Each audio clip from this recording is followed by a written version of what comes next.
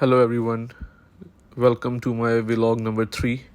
Today we will learn about nested structures, its implementation and how we can use it in our application.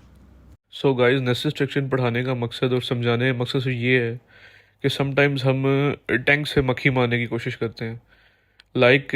हमारी language हमें इतनी leverage देती है कि हम अपनी प्रॉब्लम्स को विदाउट यूजिंग ऊप यानी कि क्लास ऑब्जेक्ट स्ट्रक्चर यूज़ किए बगैर हम डायरेक्ट सिर्फ स्ट्रक्चर से ही अपनी प्रॉब्लम को सॉल्व कर सकते हैं. मतलब ये समझाने का मतलब ये है कि आपकी प्रॉब्लम छोटी होती है, आप इसको सॉल्व करने के लिए बहुत बड़े बड़े मेथड्स और ऑब्जेक्ट ओरिएंटेड स्ट्रक्चर्स और ये चीज़ें आप यूज़ करने लग जाते हैं. हर चीज़ की एक रिक्वायरमेंट है और हर चीज़ की एक जगह है जहाँ पर उसको यूज़ करना चाहिए. लेट्स से जिस तरह मैं अब नेस्टेड स्ट्रक्चर की बात कर रहा हूँ, तो इसमें मैंने पहला स्ट्रक्चर डिज़ाइन किया है एम्प्लॉई पर्सनल. इसमें एम्प्लॉई की पर्सनल इन्फॉर्मेशन है लाइक नेम और CNIC. उसके बाद मैंने एक और स्ट्रक्चर क्रिएट किया जिसमें एम्प्लॉई की ऑफिशियल इन्फॉर्मेशन है और एक तीसरा स्ट्रक्चर है मेन. ठीक है जी. नेक्स्ट में अब देखेंगे मैं ऑफिशियल के अंदर ऑफिशियल इन्फॉर्मेशन पुट करूँगा और मेन के अंदर पर्सनल और ऑफिशियल का मर्ज करके और कोई इन्फॉर्मेशन डालनी चाहिए वो डालूंगा. बेसिकली आज हम छोटा सा ना एम्प्लॉई का डाटा रिकॉर्ड सेट बनाने लगे हैं बाय यूजिंग नेस्टेड स्ट्रक्चर. अब आप देख रहे हैं मेन के अंदर मैंने उसकी पर्सनल स्ट्रक्चर कॉल कर लिया और ऑफिशियल स्ट्रक्चर भी मेन के अंदर मैंने एक वेरिएबल क्रिएट कर लिया. अच्छा, ये चीज़ आपने ध्यान मेक श्योर करनी है कि जो स्ट्रक्चर आप जिसमें कॉल कर रहे हैं, लेट से एम्प्लॉई पर्सनल स्ट्रक्चर मैंने मेन में कॉल किया है, तो एम्प्लॉई पर्सनल स्ट्रक्चर मेन से पहले डिफाइन होना चाहिए. ये C और C++ की रिक्वायरमेंट है, अदर लैंग्वेजेस में ऐसा नहीं होता. ठीक है जी. मतलब मेन के अंदर आप जो भी स्ट्रक्चर कॉल करेंगे वो स्ट्रक्चर मेन स्ट्रक्चर से पहले डिफाइन होना चाहिए. जस्ट ऐसा ही है जिस तरह मेन का जो फंक्शन है इसमें जो भी आप फंक्शन यूज़ करते हैं वो मेन से पहले डिफाइन होने चाहिए. ठीक है. वो एज अ हेडर फाइल भी डिफाइन हो सकते हैं, वो एज कस्टमाइज्ड फंक्शन भी डिफाइन हो सकते हैं. ठीक है जी. अब हमने जी तीनों स्ट्रक्चर क्रिएट कर लिए हैं. अब हम मेन में आ गए हैं. मेन में आके हमने किया है कि how many employee data you want to entered. ठीक है जी. अब हम कस्टमर से पूछ रहे हैं कि आप कितना एम्प्लॉई डाटा या कितने एम्प्लॉयज़ का रिकॉर्ड डालना चाहते हैं. पहले हम ये पूछेंगे कस्टमर से. अब जाहिर बात है हमें जब उससे पूछना है तो एक नंबर काउंट चाहिए हमें, तो हमने इंटीजर टाइप का रिकॉर्ड वेरिएबल बना लिया है जो कि हमने रिकॉर्ड के अंदर इनपुट ले लेंगे. क्या इनपुट लेंगे रिकॉर्ड के अंदर कि भाई कितने रिकॉर्ड आप एम्प्लॉयज़ के एंटर करना चाहते हैं. ठीक है जी. पहला चेक किया होगा रिकॉर्ड अगर ग्रेटर दैन 0 है तब आप डायनामिकली जो आपका मेन का एम्प्लॉय का स्ट्रक्चर है उसकी आप एरे बनाएंगे. कितनी एरेज बनाएंगे? जितने आप रिकॉर्ड इंटर करना चाहते हैं. ठीक है जी. उसके लिए हमने यहाँ पॉइंटर डिफाइन कर दिया है. डिफाइन करते ही हमने इसको नल असाइन कर दिया. ठीक है, ताकि गार्बेज वैल्यू ना भर जाए इसके अंदर. Employ is equal to new main structure का पॉइंटर बना लिया है और कितना हम करें इधर एरे डिफाइन करेंगे हम. ठीक है जी. लेट से रिकॉर्ड 5 आया था तो मैंने 5 स्ट्रक्चर डिफाइन कर दिए हैं. हर स्ट्रक्चर सेट जो है वो एम्प्लॉय का कंप्लीट रिकॉर्ड जो है वो स्टोर करेगा. ठीक है जी.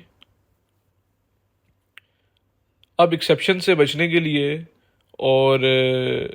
और मसले मसाइल से बचने के लिए हम इधर इस पे भी चेक लगाएंगे कि जिस तरह रिकॉर्ड काउंट है कि लेट से जी मैं जब इसको सर्च या ट्रेवर्स करना चाहता हूँ इसके अंदर तो रिकॉर्ड काउंट भी ज़रूरी है जो कि मैं नीचे डिफाइन कर दिया. मेन्यू व्लॉग नंबर 1 और 2 में हमने यूज़ किया था, वही मेन्यू और वेलकम मैसेज हम यहाँ अगेन यूज़ कर लेंगे, सेम फंक्शन. दूसरा गाइज आपने एक बात का ज़रूर ध्यान रखना है, नेमिंग कन्वेंशंस. नेमिंग कन्वेंशन ये है कि लेट से अगर आप कोई भी वेरिएबल डिफाइन कर रहे हैं आप उसकी कोई कन्वेंशन रखें. लेट से जिस तरह मैंने यहाँ एम्प्लॉई का जितना भी रिकॉर्ड है उसको EMP से स्टार्ट किया है. इससे फ़ायदा ये होता है कि जब भी आप कोड आपका लेंथी होता जाता है तो आप वेरिएबल भूलते नहीं हैं और आपको याद रहता है कि भाई EMP के नाम से जितने भी वेरिएबल्स बने हैं वो एम्प्लॉई से रिलेटेड हैं. तो नेमिंग कन्वेंशन का जिस तरह मैंने पहले बताया, इंडेंटेशन आपकी कोड विजिबिलिटी को इम्प्रूव करता है. और जो नेमिंग कन्वेंशन है या एक नेमिंग कन्वेंशन फॉलो करें, लेट से जिस तरह मैंने इंटीजर रिकॉर्ड बनाया मैंने सारे स्मॉल लेटर यूज़ किए हैं. जिस तरह की का मैंने वेरिएबल बनाया है उसमें स्मॉल लेटर्स यूज़ किए हैं.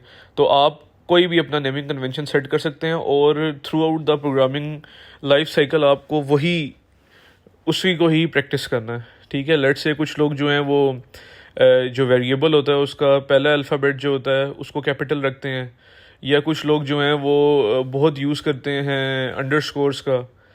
तो इस तरह आपने कोई एक पैटर्न फॉलो कर लेना है, इसका कोई हार्ड एंड फास्ट रूल नहीं है, लेकिन हर बंदे को अपना पैटर्न ही फॉलो करना चाहिए। अच्छा जी, जिस तरह आपने देखा कि जब रिकॉर्ड ग्रेटर दैन 0 है तो मैंने एरे क्रिएट कर ली स्ट्रक्चर की।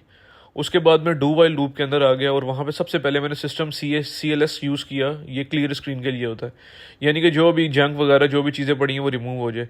सी के अंदर या C++ या कंसोल बेस्ड प्रोग्रामिंग के अंदर हम ये CLS क्लियर स्क्रीन बहुत ज़्यादा यूज़ करते हैं ताकि कोई मैसअप ना क्रिएट हो जाए, यूज़र जो है वो कंफ्यूज ना हो जाए और इंटर करते हुए चीज़ें परेशान ना हो। अच्छा जी, उसके बाद आप आ गए, मेन्यू आपने डिस्प्ले करा दी और सीन की ले ली। की क्या चीज़ है? की ऑप्शंस हैं जो कि यूज़र मेन्यू में हमने डिफ़ाइन किया है। अगर वो 1 प्रेस करेगा तो नया रिकॉर्ड एंटर करेगा, अगर वो 2 प्रेस करेगा तो रिकॉर्ड में सर्च करेगा, और उसके अलावा कोई भी की प्रेस करेगा तो वो एग्जिट कर जाएगा। ठीक हो गया जी। अभी हम नीचे आ गए हैं यहाँ पर। अब हम एम्प्लॉय रिकॉर्ड की एंट्री हम कर रहे हैं, मतलब लेट्स से अगर की उसने 1 प्रेस कर दी है, ठीक है जी। और एक चीज़ और मेक श्योर करनी है कि रिकॉर्ड काउंट जो है वो रिकॉर्ड से लेस होना चाहिए। इसका क्या मतलब है? इसका मतलब है कि रिकॉर्ड वो था जो कि यूज़र्स ने बताया कि मैं 10 रिकॉर्ड या 5 रिकॉर्ड इंटर करना चाहता हूँ। ठीक है, तो इसका मतलब है कि आपने एरे क्रिएट की है 10 की, और अगर रिकॉर्ड काउंट 10 से ऊपर चला गया और आपने चेक ना किया तो आपके प्रोग्राम में एक्सेप्शन आ जाएगी और यहाँ पर एरर आ जाएगा और प्रोग्राम जो है वो क्रैश कर जाएगा। ठीक है जी। उसके बाद अब आप देख रहे हैं ये कि ये रिकॉर्ड काउंट भी हमने चेक कर लिया। अब हमने जब की 1 यानी कि रिकॉर्ड एंट्री के ऊपर हम आए तो हमने यूज़र का आईडी भी ले लिया, नेम उसका, इस तरह ही उसका हम CNIC नंबर जो भी होगा वो ले लेंगे, पोस्ट यानी कि उसका डेजिग्नेशन क्या है, और JD जॉब डिस्क्रिप्शन क्या है। ठीक है जी। अगर यूज़र प्रेस करता है 2 तो हमने क्या किया कि हम सर्च करेंगे। किस में सर्च करेंगे? जो जितना भी रिकॉर्ड एंटर किया है उसके अंदर बाय ID हम सर्च करेंगे। हमने यहाँ फॉर लूप का यूज़ किया है जो कि I0 यानी कि 0th पोजीशन चलेगी रिकॉर्ड काउंट तक। इसका क्या मतलब है? इसका मतलब है अगर कोई रिकॉर्ड एंटर ही नहीं हुआ तो ये 0 से 0 तक चलेगी और आप कोई भी रिकॉर्ड सर्च नहीं कर पाएंगे। ठीक है जी। इसलिए हमने यहाँ पे रिकॉर्ड काउंट के ऊपर फॉर लूप का चेक लगाया है ताकि जितने रिकॉर्ड आपने एंटर किए हैं उनको आप चेक करें, ना कि हमने रिकॉर्ड्स पे चेक लगाया है। क्योंकि लेट से रिकॉर्ड 10 है और आपने एंट्री एक भी नहीं की एम्प्लॉई के डेटा की, तो आपका रिकॉर्ड तो 10 है, तो फॉर लूप 0 से 10 तक चलेगी और फजूल में चलेगी और आपका एरर आ जाएगा क्योंकि डाटा तो आपने डाला ही नहीं होगा इसके अंदर। ठीक है जी। ये हमने चेक लगा दिया यहाँ पे। अगर आपने जो आईडी लिया है, आपने इस तरह हमने सर्च आईडी का एक वेरिएबल ले लिया, यूज़र से इनपुट ली हमने और उसको सर्च आईडी में स्टोर करा लिया। उस सर्च आईडी को हमने यूज़ किया फॉर लूप के अंदर चेक करने के लिए कि भाई आया जो रिकॉर्ड हम एंटर कर चुके हैं उसके अंदर ये सर्च आईडी अवेलेबल है। अगर ये आईडी अवेलेबल है तो इस आईडी के अगेंस्ट जितना भी रिकॉर्ड पड़ा है वो हम यहाँ पर डिस्प्ले करा देंगे अपने। ठीक है जी। ये आप देख रहे हैं यहाँ पर रिकॉर्ड डिस्प्ले हो रहा है। सबसे पहले नेम आ जाएगा, फिर CNIC आ जाएगा, फिर उसके बाद उसकी पोस्ट आ जाएगी, फिर उसके बाद उसकी JD आ जाएगी। ठीक है। ये यहाँ पर आपका गेट CH इसलिए यूज़ किया ताकि प्रोग्राम यहाँ पे रुक जाए। जब हम कोई की प्रेस करें तब वो डू वाइल लूप दोबारा एग्जीक्यूट और क्लियर स्क्रीन हो। अगर यहाँ पे हम गेट CH नहीं लगाएंगे तो कुछ एकदम से ब्लिंक्स आपके पास आएगा डाटा और एकदम से क्लियर स्क्रीन हो जाया करेगा क्योंकि डू वाइल लूप तो अपना काम कर रही है। ठीक है। तो इसलिए गेट CH जो होता है, गेट करेक्टर जो होता है, ये प्रोग्राम को होल्ड करने के लिए भी यूज़ होता है जब तक कोई आपकी प्रेस नहीं करते। ठीक है जी। आप कह सकते हैं कि ये एक ब्लॉकिंग कॉल है। यहाँ पे कोड आपका ब्लॉक हो जाएगा। कब तक ब्लॉक होगा? जब तक आप कोई की प्रेस नहीं कर देते। ठीक है जी। अभी हमने नेम, CNIC, पोस्ट और JD जो है ये डिस्प्ले करा दी है सर्च टैब के अंदर। ये हम कोड को स्टार्ट कर रहे हैं जी। यहाँ पे हमने उसको बताया कि भाई मुझे इतना एम्प्लॉई का रिकॉर्ड इंटर करना है। यहाँ पे हम एम्प्लॉई ID इंटर किया, 3 नेम इंटर किया, CNIC जो भी हाइपोथेटिकल सेंटर कर दिया, पोस्ट बता दी कि मैनेजर है वो, और जो JD बता दी कि वो इंजीनियर है। ठीक है। अब हम सर्च में जाएंगे और इस तरह आपका सर्च रिजल्ट भी आ जाएगा।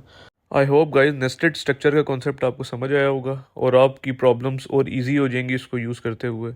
Thanks for watching my vlog. Please like, subscribe my channel. Thank you so much.